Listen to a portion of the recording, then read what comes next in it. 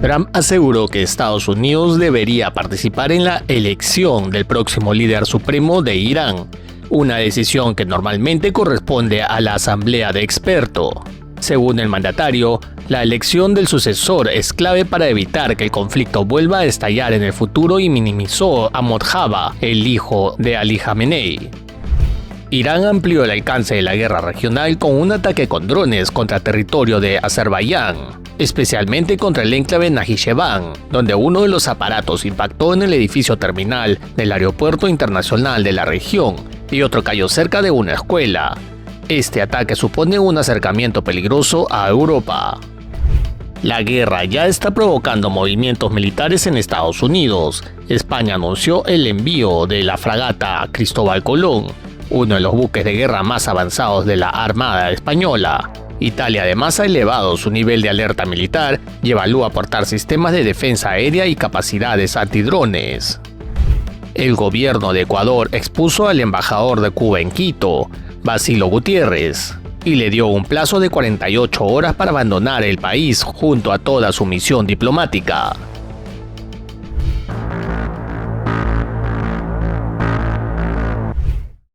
En una entrevista con el medio Axios, Trump aseguró que Estados Unidos debería participar en la elección del próximo líder supremo de Irán, una decisión que normalmente corresponde a la Asamblea de Expertos, el órgano religioso encargado de designar al máximo dirigente de la República Islámica.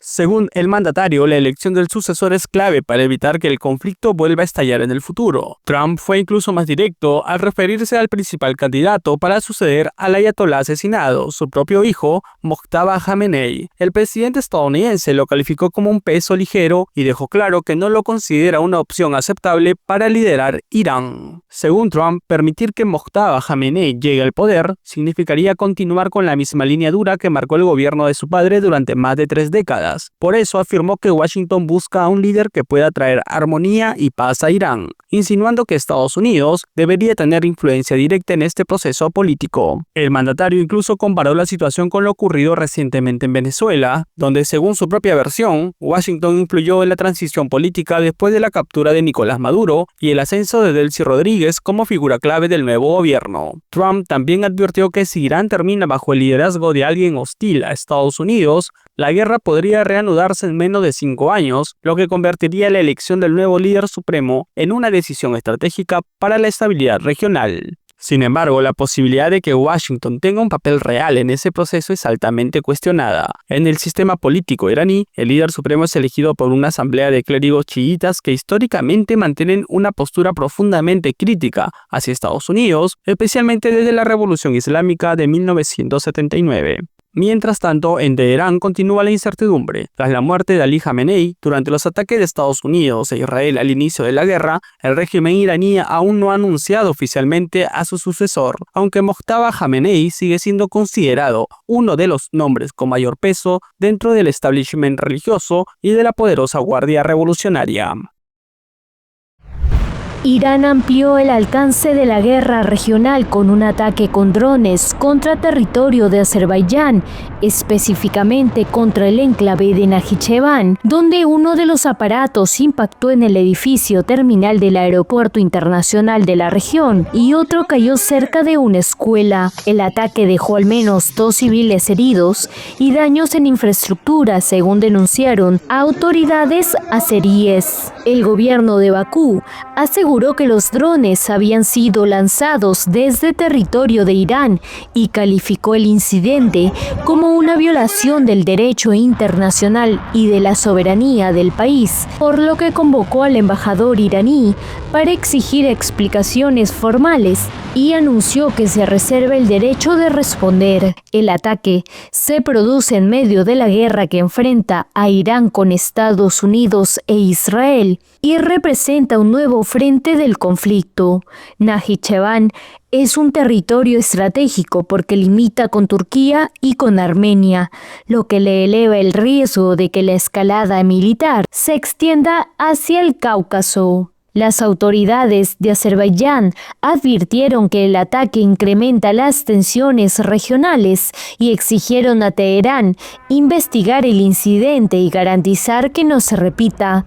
Al mismo tiempo, el presidente Ilham Aliyev puso a las Fuerzas Armadas en alerta mientras su gobierno evalúa posibles medidas de represalia. Por su parte, funcionarios iraníes negaron haber atacado a un país vecino, aunque el incidente ocurre que en un momento de creciente fricción entre ambos estados, especialmente por la cooperación militar entre Azerbaiyán e Israel, un punto que Teherán considera una amenaza directa a su seguridad. Analistas indican que se trataría de una estrategia de Irán para extender la guerra y ganar tiempo con reconformar la cúpula de los ayatolás, que sucederá al régimen de Ali Jamenei. Además, el ejército iraní estaría buscando atacar a Estados Unidos e Israel por su lado más débil. Los socios en la región como Bahrein, Qatar y el mismo Azerbaiyán. Sin embargo, esta acción también podría generar la dispersión geográfica de los ataques que ya roza las fronteras de Europa. La guerra que comenzó con los ataques de Estados Unidos e Israel contra Irán sigue provocando movimientos militares en Europa. La Unión Europea ha decidido reforzar el apoyo a Chipre, una isla estratégica en el Mediterráneo Oriental que se ha convertido en un punto clave para operaciones militares, evacuaciones y logística en medio de la escalada regional. La decisión se produce después de que un dron de origen iraní impactara cerca de instalaciones militares en la isla, incluyendo bases utilizadas por fuerzas occidentales. El incidente encendió las alarmas en Bruselas y llevó a varios países europeos a movilizar recursos militares para proteger este punto estratégico del Mediterráneo. Dentro de este esfuerzo conjunto, España anunció el envío de la fragata Cristóbal Colón, uno de los buques de guerra más avanzados de la Armada Española. La nave se integrará en el despliegue europeo que ya incluye el portaaviones francés Charles de Gaulle y unidades navales griegas. Su misión será proporcionar defensa aérea frente a posibles ataques con drones o misiles, además de apoyar eventuales evacuaciones de civiles desde zonas de conflicto cercanas. Italia también se sumará al refuerzo con el envío de activos navales al Mediterráneo Oriental. El gobierno italiano ha indicado que estas unidades ayudarán a proteger el espacio marítimo cercano a Chipre y a garantizar la seguridad de rutas estratégicas en la región. Roma además ha elevado su nivel de alerta militar y evalúa aportar sistemas de defensa aérea y capacidades antidrones para reforzar la seguridad regional antes de posibles ataques iraníes. En paralelo, los Países Bajos han anunciado su participación en el despliegue naval europeo que se está formando alrededor de Chipre. Sus buques se integrarán en la flotilla multinacional que busca reforzar la vigilancia marítima y proteger infraestructuras estratégicas en el Mediterráneo Oriental, una zona crucial para el tránsito energético y comercial entre Europa, Asia y Medio Oriente. Este refuerzo militar forma parte de una respuesta coordinada de varios países europeos tras la escalada del conflicto con Irán. Francia y Grecia ya habían anunciado el envío de fragatas y sistemas de defensa adicionales para proteger la isla y sus instalaciones estratégicas. Para la Unión Europea, Chipre se ha convertido en un punto clave no solo desde el punto de vista militar, sino también logístico. La isla podría funcionar como centro de evacuación para ciudadanos europeos si la guerra en Medio Oriente continúa intensificándose.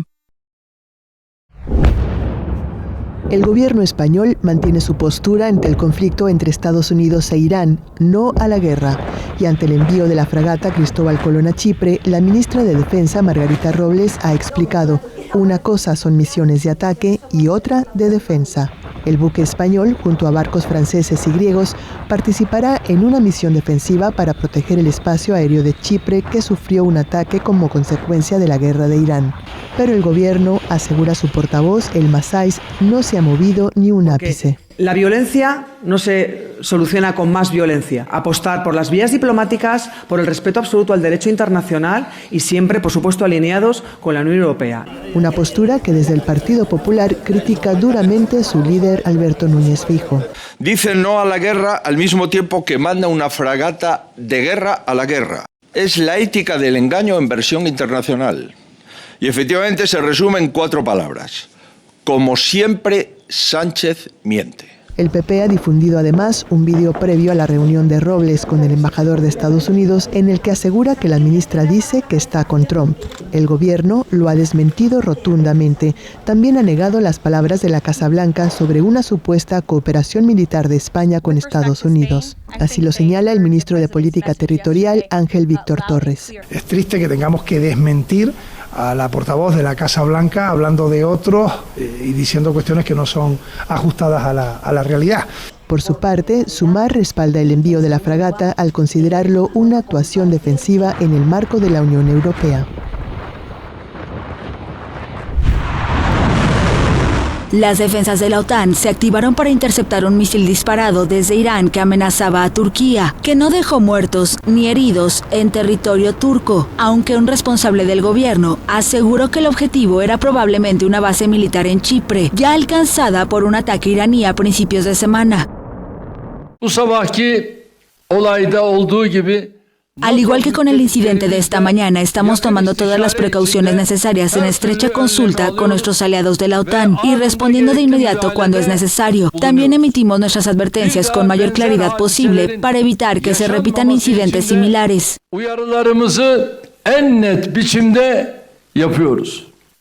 Turquía convocó al embajador iraní tras el lanzamiento del misil proveniente de Irán que se dirigía hacia su espacio aéreo. El jefe de la diplomacia estadounidense, Marco Rubio, consideró inaceptables los ataques contra Turquía. Por su parte, Qatar recriminó al gobierno de Irán el intento de arrastrar a sus vecinos a la guerra.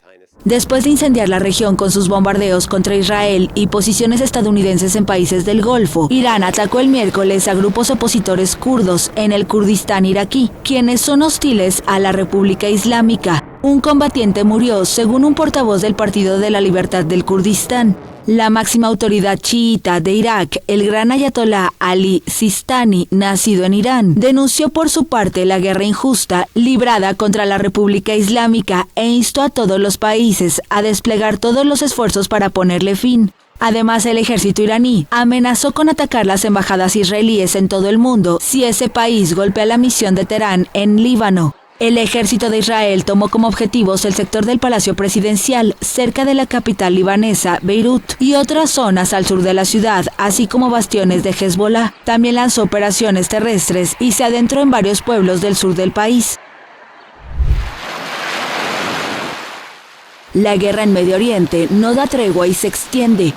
Israel volvió a bombardear Teherán el jueves. La agencia oficial de noticias iraní, IRNA, informó de más de 1.200 muertos desde el inicio de los ataques el sábado, y el gobierno acusó a Estados Unidos e Israel de atacar deliberadamente zonas civiles. Por su parte, Teherán continúa con sus represalias con ataques contra objetivos estadounidenses y sus aliados en el Golfo.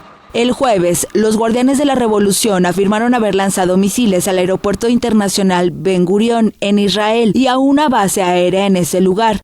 En las últimas horas, el perímetro de la guerra se extendió y más países podrían verse arrastrados al conflicto.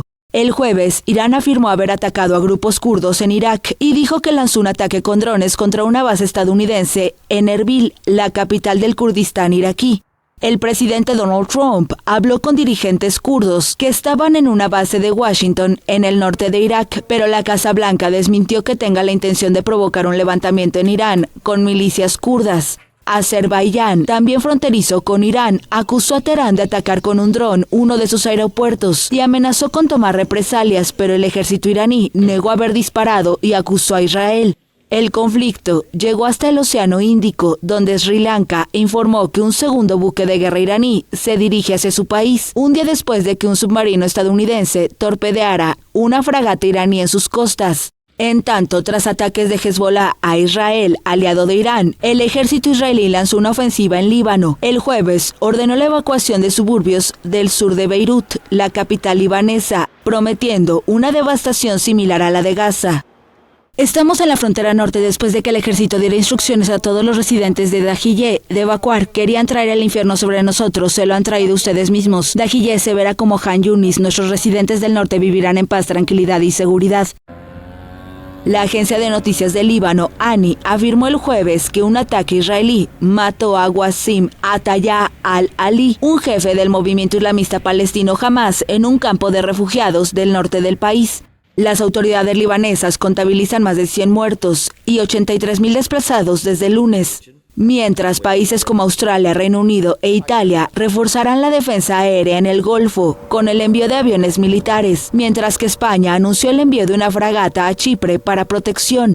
Y la OTAN confirmó que Irán lanzó el miércoles un misil que tenía como objetivo Turquía, miembro de la alianza. El ataque fue detenido por las defensas de la OTAN.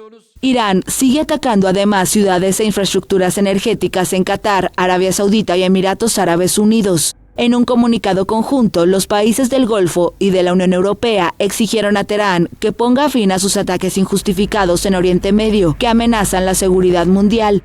El estrecho de Hormuz está cerrado, según los guardianes de la revolución iraníes, lo que afecta el tránsito de la quinta parte del petróleo mundial. La Organización Marítima Internacional informó que alrededor de 20.000 marineros y 15.000 pasajeros están bloqueados en el Golfo. Las fuerzas israelíes avanzaron hasta varias localidades del sur del Líbano el miércoles, al tiempo que mantienen su campaña de bombardeos en el país, en el tercer día de combates con el movimiento pro-iraní Hezbollah, que asegura que no habrá rendición. Por tierra, las tropas israelíes penetraron Yam, una localidad del sur del Líbano a unos 6 kilómetros de la frontera. Al mismo tiempo, continuaron con su campaña de bombardeos atacando varios objetivos de Hezbollah, incluidas bases de lanzamiento de cohetes y misiles al sur del río Litani y también una instalación de producción de drones, horas después de emitir una orden de evacuación para los residentes que viven en la zona objetivo. La ofensiva de Israel deja más de 70 muertos y 400 heridos desde el lunes, además de 83.000 desplazados, según las autoridades libanesas.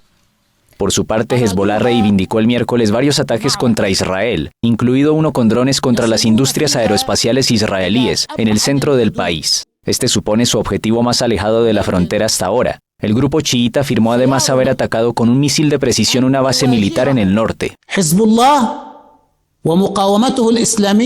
Hezbollah y su resistencia islámica están respondiendo a la agresión israelo-estadounidense, y este es un derecho legítimo. El movimiento pro-iraní asegura haber lanzado al menos 15 ataques a zonas tan lejanas como Tel Aviv.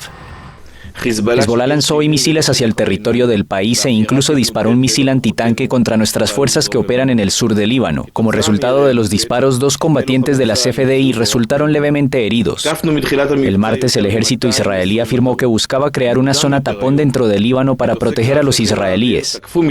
La Fuerza Provisional de las Naciones Unidas en Líbano señaló en un comunicado que los movimientos del ejército israelí violan la soberanía e integridad territorial del país. Líbano se vio arrastrado el lunes al conflicto después de que Hezbollah lanzara un ataque contra Israel para vengar la muerte del líder supremo iraní Ali Jamenei, fallecido el sábado en un ataque israelo-estadounidense contra Irán. El ejército israelí afirmó que continuará atacando a Hezbollah hasta lograr su desarme.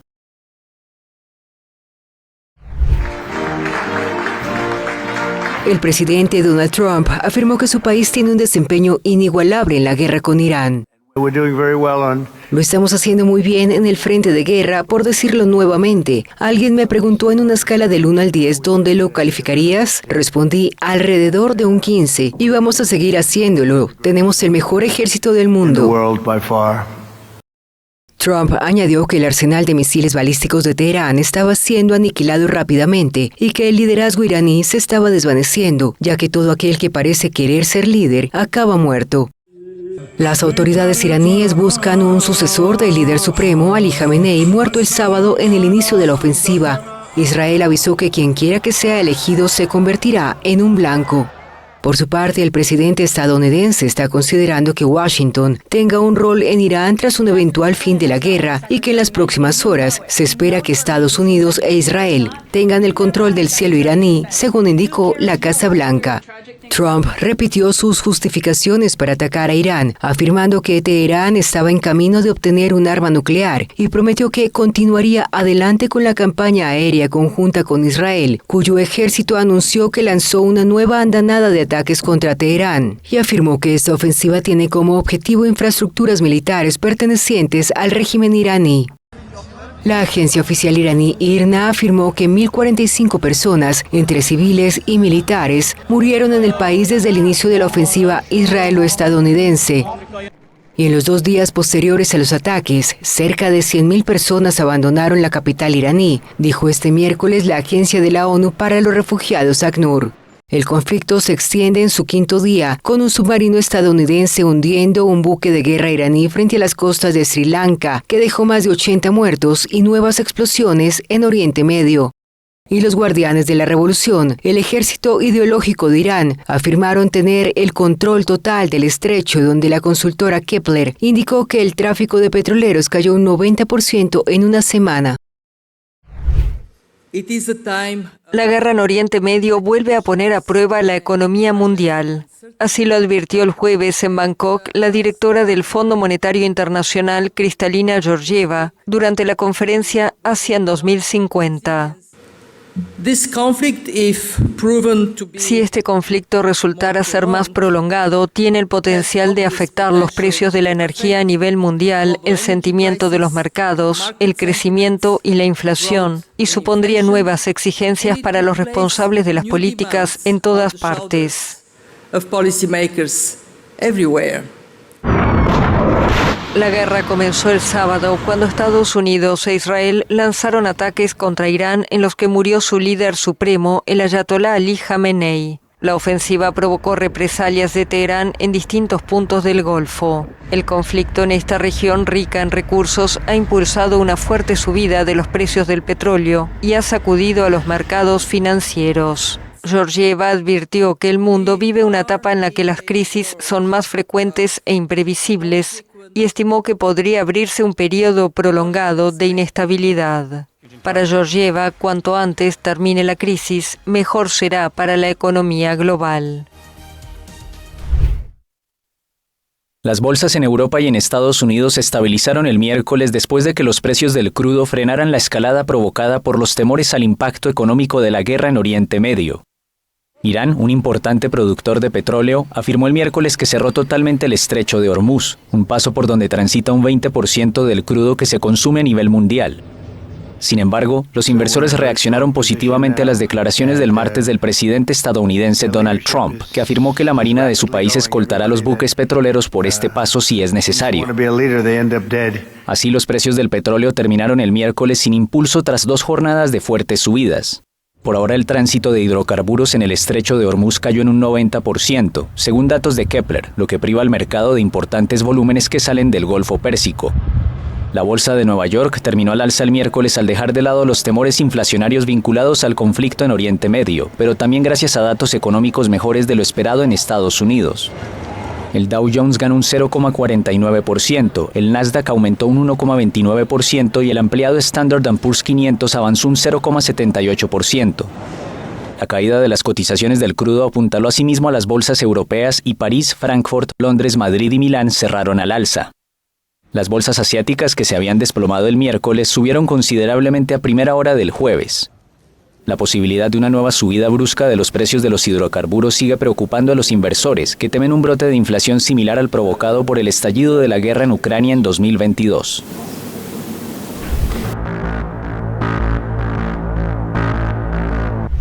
Del Departamento del Interior de Estados Unidos. La presidenta interina de Venezuela, Delcy Rodríguez, recibió el miércoles en Caracas al secretario del Interior de Estados Unidos, Doug Burgum, para una reunión centrada en ampliar la cooperación bilateral en energía y minería. La visita de 2 días es la segunda de un miembro del gabinete del presidente estadounidense Donald Trump desde la incursión militar ordenada por Washington, que derrocó al mandatario Nicolás Maduro. Más temprano, Trump elogió el gran trabajo de Rodríguez para recomponer las deterioradas relaciones entre ambos países, rotas desde 2019. Rodríguez impulsa ahora una agenda de reformas económicas, incluida una modificación a la ley de hidrocarburos que abre la puerta a una mayor participación privada en la industria petrolera. Como lo habíamos mencionado y resaltado, el gobierno de Venezuela está a la disposición para, a través de los canales de cooperación, abordar agendas concretas que beneficien tanto al pueblo de los Estados Unidos como al pueblo de Venezuela. En paralelo, Washington mantiene un embargo sobre el petróleo y el oro venezolanos, aunque en las últimas semanas ha dado señales de acercamiento. Burgum llegó a Caracas acompañado por representantes de al menos una docena de compañías mineras estadounidenses. Además de liderar el Departamento del Interior, también es responsable del Consejo de Dominio Energético de Estados Unidos. Y sé que Delcy, al igual que el presidente Trump, quiere avanzar en la eliminación de la burocracia para permitir que esa inversión de capital fluya.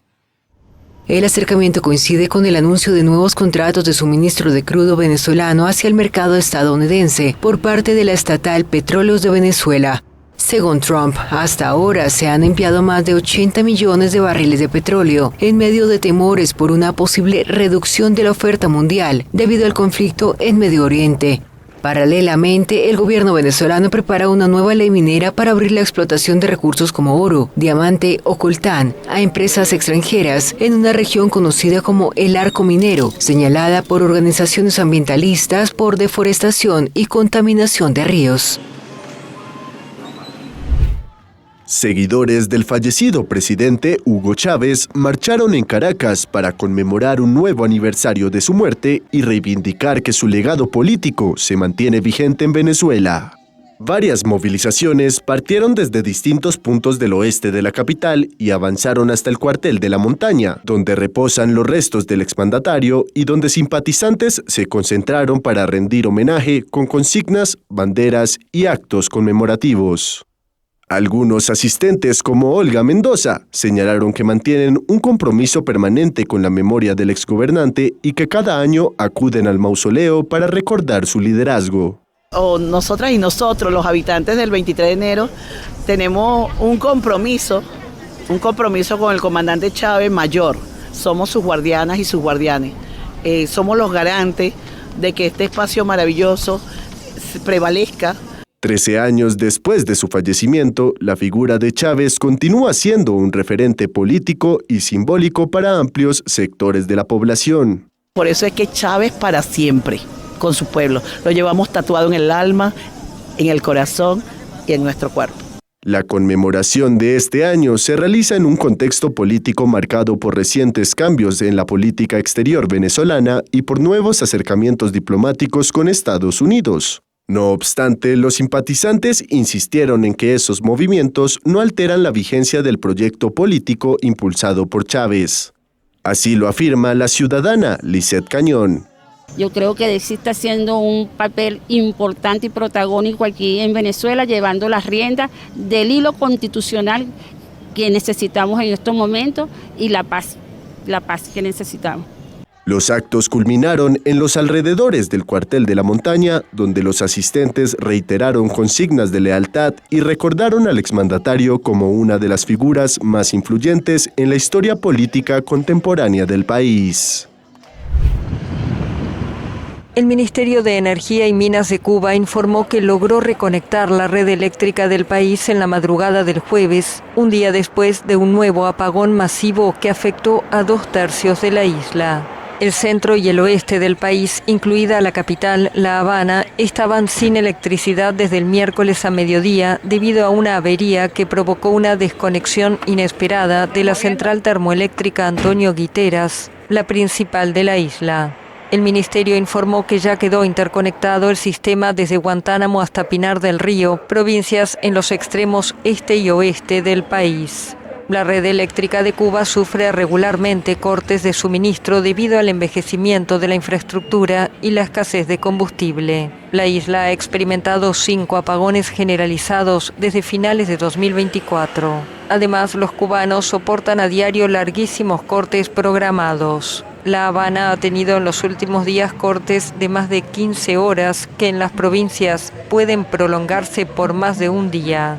Los apagones se han agravado desde que la administración de Donald Trump impuso un bloqueo energético de facto tras el derrocamiento del mandatario venezolano Nicolás Maduro, aliado de La Habana, que llevó a la suspensión de los envíos de petróleo desde Caracas. Desde el 9 de enero no ha llegado a Cuba ningún tanquero, lo que obligó al gobierno de Miguel Díaz-Canel a adoptar medidas drásticas de ahorro, incluidas la suspensión de la venta de diésel y el racionamiento de la gasolina, así como la reducción de algunos servicios de atención hospitalaria.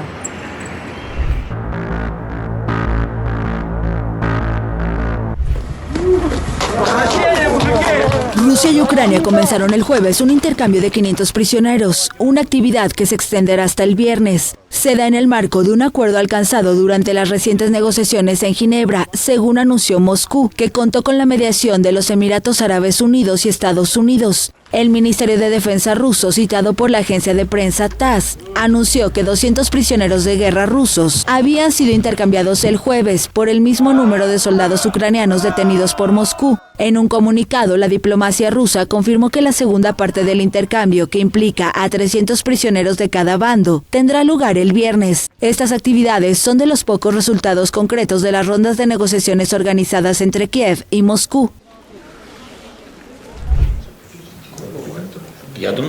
El presidente de Ucrania, Volodymyr Zelensky, habló el jueves sobre el oleoducto Druzhba, que suministra petróleo ruso a Europa y cuya sección en Ucrania quedó dañada por un ataque ruso en enero.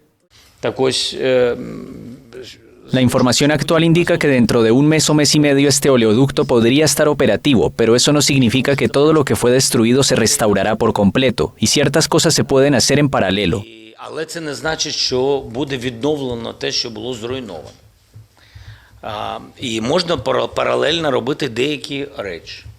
La Unión Europea impuso una prohibición a la mayoría de las importaciones de petróleo procedentes de Rusia en 2022, pero se excluyó el oleoducto Druzhba para dar tiempo a los países centroeuropeos sin salida al mar a encontrar suministros alternativos de petróleo. Para ser honesto, no lo restauraría. Esa es mi postura. Se lo dije a los líderes europeos y a quienes me contactaron sobre este tema, así como a los líderes de la Unión Europea, porque se trata de petróleo ruso. Hay ciertos principios que no tienen precio.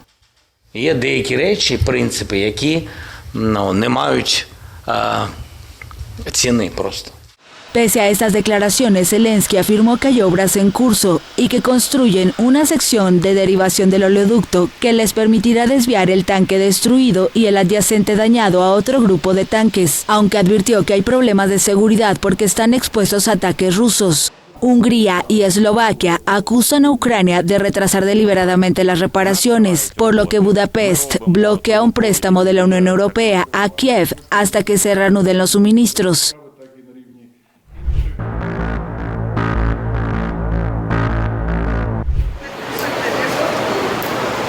El gobierno de Ecuador expulsó el miércoles al embajador de Cuba en Quito, Basilio Gutiérrez, y le dio un plazo de 48 horas para abandonar el país junto con toda su misión diplomática, informó la Cancillería.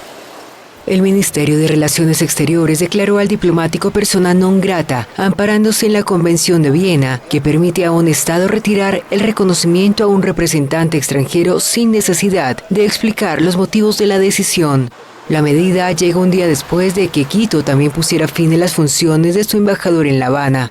Tras conocerse la decisión, una veintena de personas se reunió frente a la embajada cubana para protestar contra la medida del gobierno de Daniel Noboa.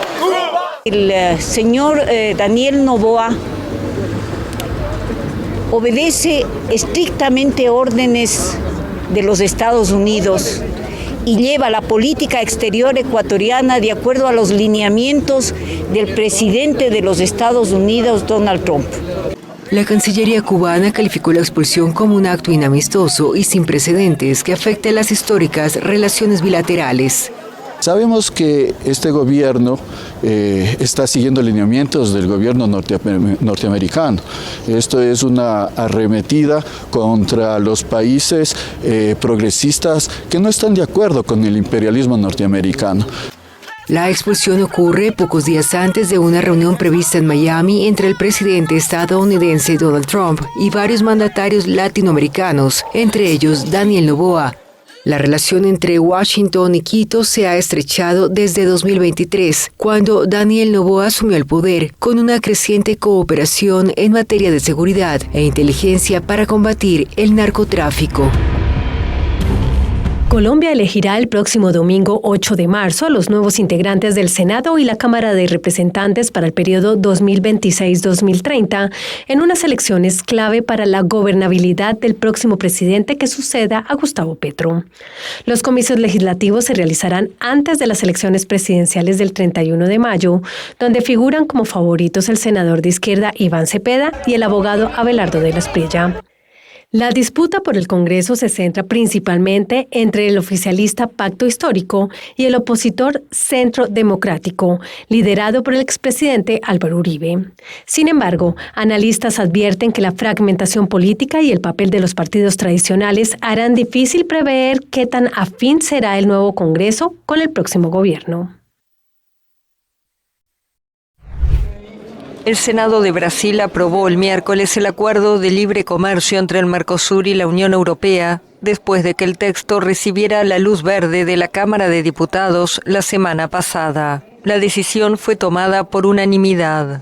Con esto solo queda la aprobación del Parlamento paraguayo para que el acuerdo sea ratificado por todos los países fundadores del bloque sudamericano. Los parlamentos de Argentina y Uruguay ya lo aprobaron con amplias mayorías. Negociado durante 25 años y firmado en enero pasado, el acuerdo está a punto de crear un mercado común de unos 700 millones de habitantes, pero todavía genera resistencia entre agricultores y ganaderos europeos, especialmente en Francia.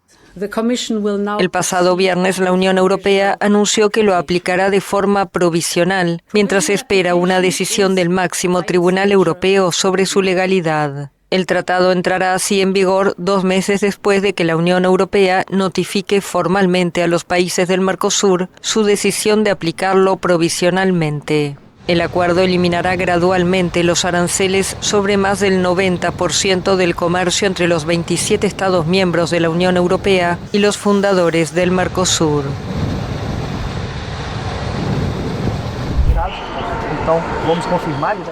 El derrumbe de una residencia de ancianos en la ciudad de Belo Horizonte, en el sureste de Brasil, dejó el jueves casi una decena de muertos, mientras los bomberos trabajaban en la búsqueda entre los escombros de más desaparecidos.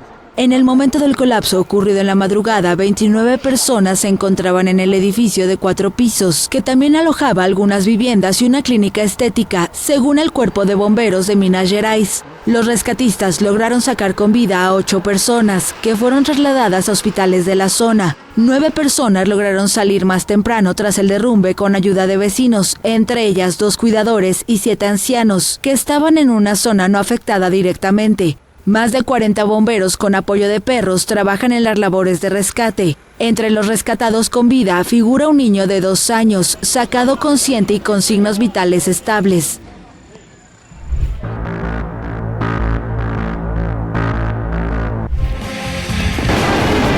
Corea del Norte aseguró que está equipando su marina con armas nucleares.